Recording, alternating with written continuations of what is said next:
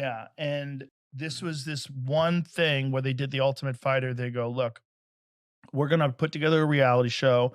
They couldn't get it aired. They had to pay for all the sponsors. They had to bankroll the entire show. And they Wow. said, this is it. This is we're gonna get one shot. And if this doesn't work, we're fucked.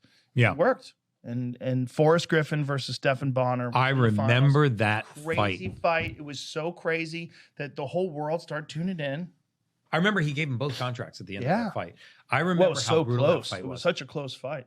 It was a perfect fight to introduce people to the UFC. And then next thing you know, it became huge. Yeah, and you know, back then it was like nobody was a full-time UFC fighter. They're like, Right. it's Rich Franklin, a history teacher from He was a math teacher. or math Yeah. teacher, and you're like, what? Yeah, And this guy was a Cincinnati, cop, Ohio. a firefighter. This guy was. Yeah, there was no full-time fighters at the time.